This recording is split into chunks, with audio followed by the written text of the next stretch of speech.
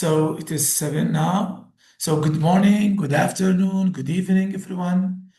Please allow me, I am Dr. Firas Abhardan, to welcome you to the fourth annual English Language Conference 2026, jointly organized by the Queen Rania Teacher Academy and Georgia State University. This year's conference, Inclusive English Teaching in a Changing World, reflects our shared commitment to creating learning environments where every student feels seen, valued, and empowered to succeed. Over the course of this conference, educators, researchers, and practitioners from around the world are coming together to exchange ideas, share experiences, and explore innovative approaches to English language teaching in today's rapidly evolving educational landscape. At QRTA, the mission has always centered on empowering educators and improving the quality of teaching and learning through professional development, collaboration, and innovation. Together with GSU, this partnership continues to build bridges between global expertise and local educational impact, making this conference an important platform for meaningful dialogue and professional growth. Before we begin, I'd like to encourage everyone to actively participate in today's session. As you listen to the presentation, please feel free to prepare your questions and share them in the chat box throughout the session.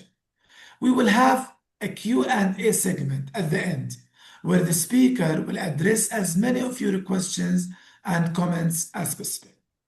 It's now my pleasure to introduce our speaker, Mr. Héctor, who brings extensive experience and valuable insights in the field of English language education. Today, Mr. Héctor will be speaking with us about prompting as strategic competence in AI-mediated communication. Please join me in giving a warm welcome to Mr. Héctor. Mr. Héctor, the floor is yours. You can start, please. Assalamu alaikum, wehle wesehelen.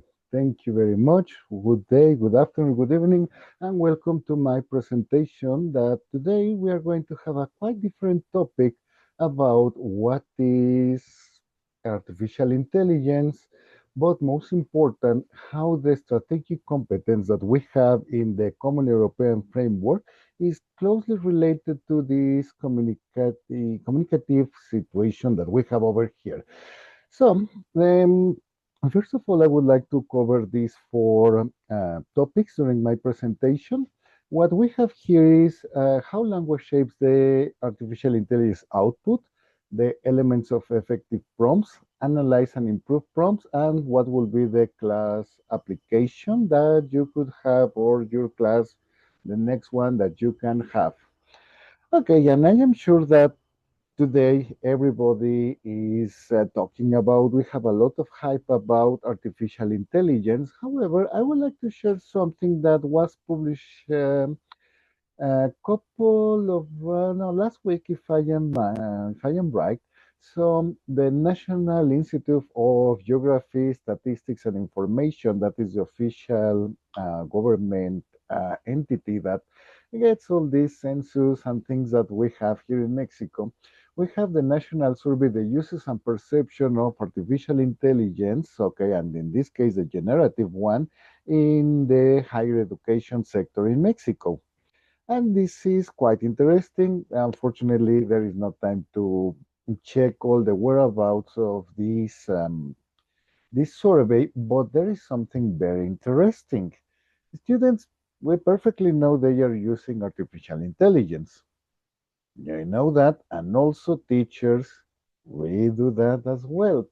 So with this very small fragment of data that I have from this survey, we can see that about 68% of the population ask about this use of generative AI, 68% of students say that they were using it already, not a big deal.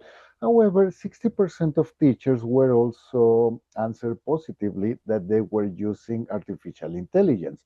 So that is something that we need to consider because sometimes the results by using AI, it is not exactly the best that we would expect. And just as a small anecdote, I remember the first time I had my first contact with ChatGPT. It was with the students in an advanced course of English, okay, almost C1 level. We perfectly know that writing is not exactly the strongest ability and skill that we develop over our least studying years. So we have that situation. Okay, the old way, just collecting the homework. Okay, I was home reading and I found an essay that it was very interesting because I said, wow, this essay is very well written. And I said, no, this is not normal. And they say, okay, who was this student? Okay, is this guy? Okay, he sits here and he does this, and that. It was like, okay, perfect essay, I would say. So I check other two or three essays, and then I had a fourth one that is, and I was looking at them, just getting next to them. I said they are very alike. And that is quite unusual because this guy sits this side on the right, and the other sits on the left, and you say, "What is this?" So next day I said, "Okay, come and explain this. How is it possible that you can write an essay that I would not write myself. So if you can write this way, now you have to teach English to me, not me to you." And it was quite funny to have this situation. And after pushing them a little bit, they got into the confession. They say, "We use ChatGPT." I said, "ChatGPT? What is that?" Some days later, I entered the world of ChatGPT. However, we perfectly know that learning is not always happening when we are using artificial intelligence because one thing is, okay, I can use to improve, I can use to learn new things, okay, to check my mistakes, okay, how to have a correction, okay, that is quite nice. However, we sometimes don't do that. So, okay, what do we have over here? Okay, we have some. Okay, we have a survey. Okay, here in Mentimeter. Okay, you have the menti.com if you are not able to use the QR code. So 42836876. And please help me understand what is your position, okay, with artificial intelligence because, of course, we have this problem. What do we have here? What problem do we observe most when the students use AI tools? Okay, feel free. You can have Mentimeter or you can use the chat, okay, as you find more comfortable. Okay, just one word, two words that you say, okay, that is like plagiarism, I don't know, cheating, okay, time saving, whatever you have, okay, so you are ready to go. Okay, so I can be checking here. What do we have? Okay. It's such a dangerous impact for beginners. They never get solid structure. Yes, that is one risk, absolutely. And is not good for students. Well, if it is not good for students, it is also not good for us. But I used to believe that like a couple of years ago, they say, "Oh, what is ChatGPT doing? What is that?" And now, we have ChatGPT, now we have Gemini, we have Claude, we have Meta, we have a large array of tools that we can have it like that. Okay, so due to time, okay, I will need to move on a little bit faster because there are many things to cover. So, what do we have here? We have a problem. The prompt, the input. If we have a vague input, we have, of course, a weak output. Now that I am dealing with a lot of people from the computer science college and, well, in other things, reading technical papers, whatever, there is something I learned about programming. And it is not only for AI, it is also for programming in general. So in this world, they say garbage in, garbage out. So if you give vague instructions, of course, you're going to have weaker output. If you lack of a structure, you are going to have a lot of generic responses that I can immediately say. They say, "Oh my God, you wrote this with Gemini." You say, "How did you know?" Because I even know how they write. And if we have a limited control over our artificial intelligence tools, of course, we're going to have limited learning, and that is something that we, of course, we don't want. So, this is something that after around a year that I have been working, dealing, and researching, and even having my own artificial intelligence project, I have noticed something that artificial intelligence reflects the language quality we have. So, it is not about using perfect grammar. It is not about just using the perfect vocabulary. It is to have the perfect idea because sometimes we are very surprised that you say, oh, ChatGPT, Gemini, Claude, they can answer and they can engage in a conversation. And you say, wow, this is something that feels like magic. But no, absolutely no. Artificial intelligence responds to the language it receives. So you have high quality language, of course, it's going to produce high quality output. If you are not exactly very clear what are you asking for, you're going to have a problem because the model is going to react according to probabilistic calculation. It says, okay, I think this is the most probable answer because that is what I was trained on. So, the quality of our language, of course, is going to shape the output we expect. And when we have better language, but when we have the language here, we are mediating that language with the model that we are using. And this is something that we need to check and understand. Of course, I will spend hours, okay, trying to explain how artificial intelligence works. It is really interesting, it is really engaging, but let's remember something. Any generative AI model cannot understand the language the same way we as humans do. I am speaking, I am giving you my ideas. Okay, so it is traveling over the internet to the different parts of the world. I assume that most of you are in your Jordan, and they say, okay, but you are from other countries, from the Arabic world, and that is pretty nice. So that is lovely. And that's what we have over here. So you are decoding my language, but ChatGPT or artificial intelligence is going to do something very different because it is recognizing the patterns we are giving in the language. So remember, it doesn't understand the way we do it. It is going to select words based on probability. So which is the most probable word that follows this word? And it is having a calculation. And if you could see what is the computational cost we have with artificial intelligence, you will say, oh my God, and is it doing that? Yes, it's doing that and more. I said, oh my God, this is quite impressive. Yes, it's impressive. But let's remember this. If we have a clear idea of what we want, of course, we are going to have a much clearer output, and it is something like that. From a paper from Barsvani et al. In 2017, this is the principle about how ChatGPT was founded in a paper quite interesting called Attention is All You Need, because what powers ChatGPT or mostly any model now working, regardless the big name like ChatGPT or Gemini or something smaller, the transformer model relies entirely on attention mechanisms to draw global dependencies between input and output. Plain English. What I give, they are going to have a lot of calculations and we are going to get the result. So we need to be very careful with that.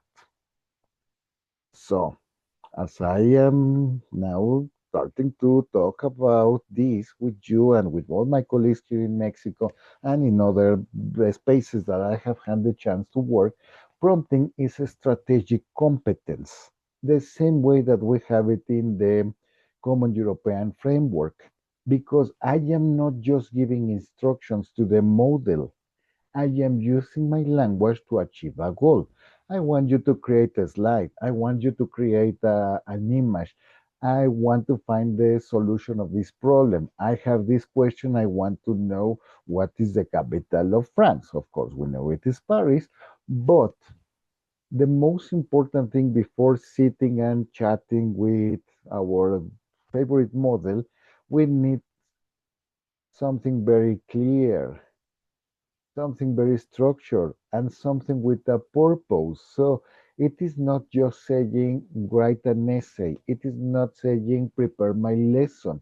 It is what I am expecting. First, I need to identify what is the problem I want to solve by using a model. And after that, if I have this clear structure, of course, I can help the model, I can guide him for a learning outcome. So if I say I want to do this and I am not really clear and the result that it is giving me, it is not exactly what I expect or it is not helpful at all, so then you say, okay, I need to reframe this. Of course, the big models, they have progressed over 2 years and they are mostly better prepared to get our intention, but that intention is also probabilistic. So let's remember that. And now we need to understand that we are guiding the model to construct meaning, to have conversation. And that is something that we really need to take into consideration every time that we as teachers we want to use the model or we are giving our students to say, okay, you're going to write an essay, perfect, you're going to use ChatGPT, but you have to follow these instructions. Okay, so we have about this simple model about prompting because you will find over the internet a lot of people trying to tell you how to prompt. We have a specific area in computer science that it is prompt engineering, and it is funny because it is people that it is related to computer science, and I don't have nothing against them. I have a lot of friends, and they are very interesting people, but this is the part when we, as language experts, we can help improve the prompt engineering because we can use the talk modem. So the task, the audience, the length, the constraints. So the task, what to do, the audience, for whom, the length, how much I need, 100 words or 3,000 words. Okay, so the models are not very capable with long text, but that helps a lot, of course, if we chunk our task in several stages. So, but most important, we need the constraints, how to do it, what I need the model to do. Quite interesting. And okay, yes, what do we have here? So the task, what do you want the system to do? Who is this for? How much output do you expect? And what conditions should be followed? This is the most important thing. So if we have the weak prompt, something like write an essay about climate change. Yes, because my teacher asked me to give to hand in as a homework. But a better prompt would be the task. Write a 120 word paragraph for who? For a B1 learner, explaining how climate change affects marine life in the Red Sea. So that is what I expect. And what is the condition that it has to be 120 words and it must include one example. So what do we have here? Quite easy. Look at this. The instructions matter, of course. So on this side, what you have over here, this is the weak prompt, and you will see the foundational science behind climate change rests on the greenhouse effect and certain gases, blah, blah, blah. Okay, that you say. So this is not for a B1 student. This is not for B2. This will be for C2 and someone who is really, really engaged in studying climate change or getting into chemistry, physics, a lot of things that you have the output because the model says, okay, you want an essay? Here you have. Are you happy with this? Not exactly. But what we have here is the prompt that I have given those instructions, the talk. So, climate change significantly impacts the Red Sea's unique marine ecosystem. Rising sea temperatures are the consequence of global warming, etc., etc., etc. And as I am giving the constraint of being a B1 level in this case, so it's going to select the proper vocabulary or what the model would consider a B1 vocabulary layer according to the information it has. But if you say, I want you to include these words because are the words that are important for my textbook. I want you to focus in this grammar structure because it's the one that I am learning, or I have noticed my students have issues with the past participles of the verb. So, okay, so you can give that all of that information. And of course, that is something that we are going to have a much better result. It is going to be perfect? Absolutely no. There is no perfection, and even if you try the same prompt on a different day, it's going to have a different output. But at least if we constrain the model to react by using the proper language, of course, we are going to have better results. And of course, maybe we need to edit, we need to work a little bit with the text, but it is less time. So artificial intelligence is to save time, not to solve our life. I would like to talk to Alexa and say, Alexa, do the dishes. No, sometimes we're not going to do that. Yes, that is something very important because we must first have a clear idea of what we want before interacting with a model. What do I need? It is not just like solve my life. Oh, I wish they could do that. So we can also have this situation, okay, that in artificial intelligence we call the multi-turn shot. Okay, so we can guide the model. We don't need to have just one question to solve our life, one prompt. No, not exactly. First, we need to explain the main idea. For example, I said, I would like to prepare a lesson about climate change. I am working with a group of teenagers, young adults, boys, girls, toddlers, whatever you want. And then you explain what are you expecting. So, secondly, you could give one example, something what you would like to have, and then you are going to ask the model to give the output that you expect. In this case, a 120 word paragraph for a B1 learner, or the information that I will need to use for the slides for my presentation that I have in Jordan, or I need the recipe for preparing something very nice for my family that is going to be my grandmother's birthday, etc., etc. If we help the model to have that, but it is not expecting that the model itself is going to solve everything. We need to tell them, yes, something like that. Is I don't know, for example, if this happens with humans, it happens as well with machines. So I can be here in my room doing nothing, and my wife suddenly tells me, get me the book on the table. What book? What table? We have four tables. Which book do you want? It's the Russian book. The Russian book. You have a lot of Russian book. Which one? So I could get is the one I was using the other day, and that is information I am missing. So I will choose the most probable book. I say, here is your book. I said, no, this is not the book. I want you to have this, and this. Get the red book. And they say, oh my God, yes, that's an issue.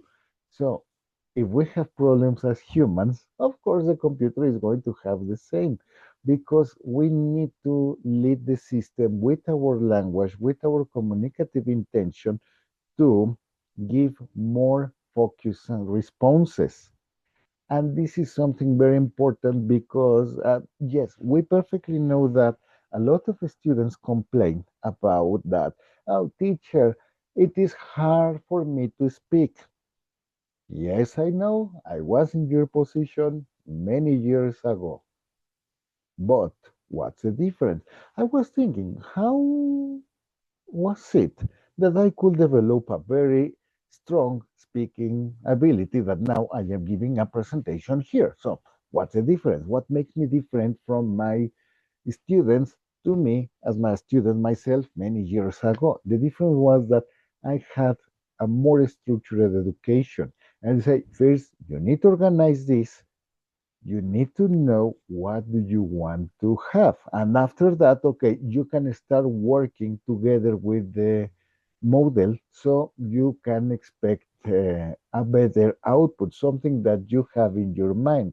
So ChatGPT, Gemini, Meta, they are wonderful, but they don't still have the ability to read one's mind. And the only way that we can transfer our idea is precisely with this communicative competence that we try to develop. And I am sure that in some years, the Common European Framework will be reframed because we are not just handling human to human communication, but Actually, also human machine. Mr. Yeah, I Hector, know. thank you for this interesting and informative. We still have 5 minutes to end Yes, up. of course. Actually, yes. Yes, of course. Yes, I have tracking the time. So check this. The difference is we need the language to achieve goals. We need clarity and purpose. The meaning depends on how ideas are expressed. If I don't have the clear language, the model is going to react to that. If I have a clear idea, the model is going to do that. So if that happens with people, of course, it's going to be with people. So, for example, I have this for you. Okay, you're going to write a description of your own neighborhood. Write 150 to 200 words. So, what is it lacking? Reflect on that. Okay, if you want to write in the chat, okay, what will at least to tell me what is missing, because the model can do whatever they want because they say, okay, you don't give me constraints, I do what I consider proper. So get it into the chat if you are very kind. So if you would like to ask for a description of your neighborhood, what information should I include? That would be very nice, okay, because we need to give the model meaning so it can has a meaningful response. That is very easy. However, okay, just to finish, because I was just about to finish, so we need to think beyond artificial intelligence as this magical, strange thing, because AI responds to the language it receives. And prompting is a teachable skill because you say you need to include this, and that. You need to focus on this. Don't forget to include that. And if we are structuring the language internally, and that is something I would like to quote Vygotsky, because we perfectly know the sound of proximal development, but he also worked on the inner speech. If we don't have this inner dialogue first in our head, the model is going to react in the most unbelievable way. And yes, this is when we are going to guide our students how to use AI, because the way we communicate with a person is going to be reflected the way we communicate with a model and vice versa. So this is the thing that we have over here. And these are the references. If you are interested about something like that, okay, you can have the screenshot, or if you would like, okay, you can add me to LinkedIn with this. This is my email, okay, have your screenshot for that. And I just want to say gracias, shukran, thank you very much, Thank you and so this is much. the end of my presentation. Thank you. Thank you so much. Mr. I really enjoyed. I'm sure that the participant as well enjoyed for this very informative, brief session about prompting and how using AI is a skill. That cannot be done as a routine work. It's teachable. It is a skill that we need to teach this skill to our students so that they utilize using AI like ChatGPT rather than just copying and pasting things. So thank you, Mr. Hector, for such an insightful and engaging session. Your perspectives have given us much to reflect on as we continue working toward more inclusive and effective English language teaching practices. Now we will move to the Q&A segment. I would like to invite participants to continue posting their questions, if any, and comments in the chat box, and we will address as many of them as time allows. So please, dear participants, you can drop your question in the chat box, and we welcome all your questions. And Mr. Hector is available and he is ready to answer any of your questions, please. Yes. Firas Youssef, Mr. Hector, is saying, I would argue that using AI is such a dangerous impact, uh, especially for beginners. This will never get a solid structure. What do you think? Yes, I understand your point of view, and yes, this is something that we need to focus. Okay, you say we cannot let beginner students, for example, to use AI. Of course, you can, because if we start using this clear structure, what we expect, so instead of saying, I would like to write and say, but first of all, we shouldn't discuss the problem. I want to think about this essay. I want to think about that. Even if the simplest language, the model is going to react. And it doesn't matter if you have an A1, A2 vocabulary or a C1 or C2. As long as you know what you want to do, it is going to be okay. I remember this quotation from Alice in Wonderland when Alice asked the Cheshire Cat which way she would go. And the cat says, well, depending where you go, because if you don't know where to go, any path is good. So that is something that we need to remember. So even with simple language, the model is going to react. And So, yes, if I can thank you say, for this answer.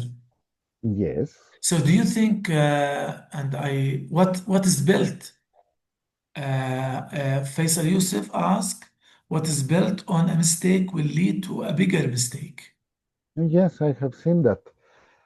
And that is not also with models, it is also with humans. So I have to confess that I learned Arabic for 3 years. Good, And good to know 2 years that. ago, I had the chance to be in Egypt. So, and I said, well, I will try to speak Arabic, okay? And the result was okay. I know I had some mistakes, but the people absolutely reacted and they even asked me, are you from here? They said, no, I am not from here. I'm Mexican. And they said, ah, and why did you learn Arabic? And I said, why not? So even if I had those mistakes that I perfectly know I had it, people reacted with that. And one thing is you can also tell the in the master prompt for ChatGPT or Gemini, if you see a mistake that it is constantly and repeated, please let me know.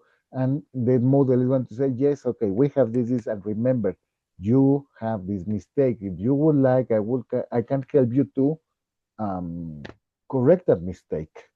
That is something very important. It is not about the mistake, it's how we handle the mistake. Oh, good. So, do you agree with me? And I guess some participants can or may agree that most teachers still think that or ignore the fact that AI has been integral part in our students' life, academic or even personal life. So they think that they need to don't pay attention, students' attention to this fact that AI is there, and they should make their students aware of the fact that it is there and they should use it in the right way. Well, many years ago, the worst sin I could commit as a student was to use a calculator for my mathematical problem. And most people that time said, oh, calculators will stop people from making maths. And we are still doing maths, and we have this. But we have this question from Salataya, and they say, do you think I will change the future of education? And not only education, the way we are assessing. Because now we need to think and reform the way that we are not only teaching, but also how we are testing, assessing, and Exactly. examining. That is something that we need to talk. I would like to give you today what will be the path, but no, we need to collect more information, more data, let time pass, and then we will have the solution in about 2 or 3 years, but we need to stop commercial entities to give us the idea what will be. No, we are the teachers, we are the humans. We want to direct the AI as a learning tool, not as a consumer product. Yes, it's going to be a change, and how we are going to involve in this change, it is our responsibility. Yeah, it is our responsibility. So really, it's a nice meeting, very informative meeting, The and pleasure is all mine. I would like to thank our audience for their active participation and thoughtful engagement actually throughout the session. We hope today's discussion inspires new ideas, meaningful conversation, and continued collaboration among educators and professionals in our field. So at the end, on behalf of the Queen Rania Teacher Academy and Georgia State University, thank you for your being part of the fourth annual English Language Conference 2026. We look forward to seeing you in the next conferences, and we wish you a productive and inspiring conference experience. Thank you, everyone, and we hope you see you again in next experiences. Thank you so much. I hope that, well, thank you very much. Shukran. Masalam. You can end the meeting, Mr. Hector. Okay. Thank you so much.